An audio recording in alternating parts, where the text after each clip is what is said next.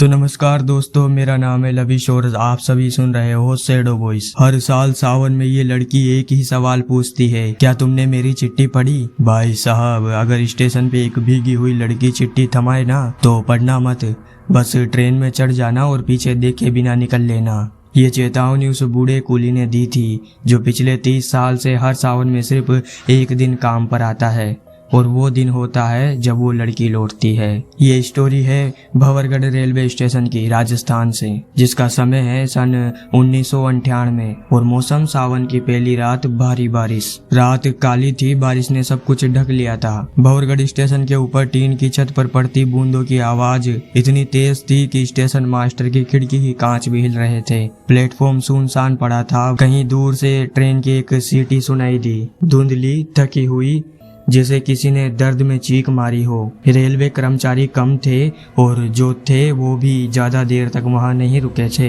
Bhanwargarh station का नाम लेना भी लोगों ने छोड़ दिया था। जो ट्रेनों के रूट मैप में कभी बोल्ड अक्षरों में छपा रहता था वो आज फेडेड हो गया था। लेकिन उस रात एक चेहरा था जो हर तरफ दिखाई दे रहा था। एक लड़की भीगी हुई, सफेद कुर्ता पैजामा पहने, आंखें डरी हुई, हाथ में एक पुरानी चिट्ठी। नाम था उसका नैना। उसे सब नैना के नाम से जानते थे। नैना उस हादसे में एक गुमशुदा थी। 57-27 नंबर की पैसेंजर ट्रेन जो उस रात सावन की पहली रात को पटरी से उतर गई थी। ट्रेन पलटी थी, सवारियों की चीख बिखरी और 17 लाशें स्टेशन पर लाई गई थी। लेकिन नैना की लाश उसमें नहीं मिली। उसका टिकट मिला, उसकी सीट पर खून मिला, उसकी चुन्नी मिली, लेकिन वो नहीं मिली।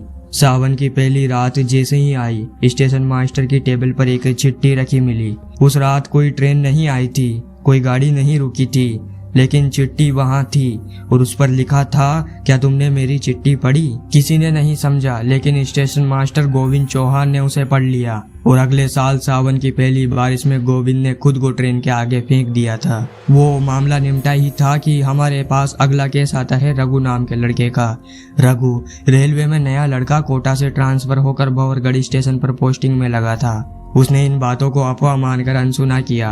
अरे ऐसी कहानियां हर स्टेशन पे होती है भाई, एक बार ठहरो तो सही। लेकिन अब्दुल चाचा ने उसे एक ही बात कही, अगर वो आए और चिट्ठी दे तो मुंह मत खोलना, चुपचाप रख लेना, लेकिन पढ़ना मत, वरना अगला सावन तू भी नहीं दिखेगा। रघु हंसा था, फिर वही प्लेटफॉर्म की बेंच पर बैठ गया। बारिश की पहली बूंद जमीन से टकराई थी कि लाइट चली गई। स्टेशन का इकलौता जनरेटर फुस होकर बंद हो गया।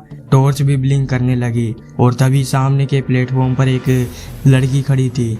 वो शायद वही लड़की थी, एकदम शांत, न मुस्कुराहट न डर, हाथ में वही पीली सी पुरानी चिट्ठी। रघु ने उसे देखा, कुछ बोलना चाहा लेकिन गला सूख गया।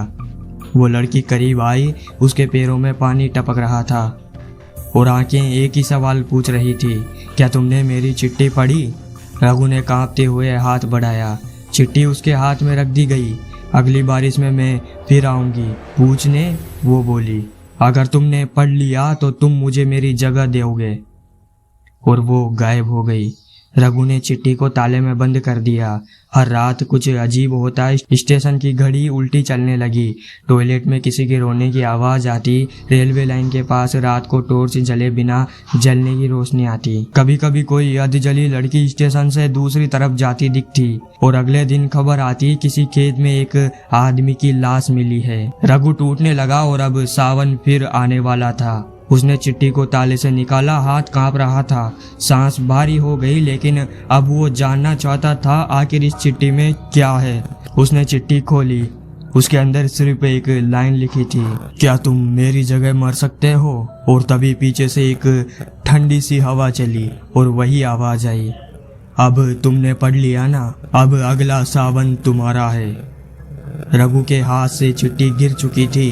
उसका पूरा शरीर जैसे पत्थर का हो गया हो। वो आवाज अभी भी उसके कानों में गूंज रही थी, अब अगला सावन तुम्हारा है। पीछे पलटकर देखने की हिम्मत नहीं बची थी। आज भी अगर आप कभी भंवरगढ़ स्टेशन जाएं और कोई बूढ़ा कुली आपसे कहे, अगर एक लड़की भीगी हुई चिट्ठी दे तो पढ़ना मत, बस ट्रेन पकड़ लेना, तो यकीन मानिए वो कुली कोई और नहीं, रघु है। वो अब भी हर सावन में लौटती है और पूछती है, क्या तुमने मेरी चिट्ठी पढ़ी? तो आपको आज की कहानी कैसी लगी कमेंट बॉक्स में अपना फीडबैक जरूर भेजना। अगर आपके दिमाग में भी कोई एक ऐसा टॉपिक आ रहा है जिसके ऊपर मैं वीडियो बना सकूं और लोगों को सुना सकूं, तो आप नीचे कमेंट बॉक्स में बता सकते हो। शैडो वॉइस के साथ जुड़े रहने के लिए हमें सब्सक्राइब करें। मिलते हैं अगली कहानी के साथ रात 9 बजे। जब तक के लिए धन्यवाद।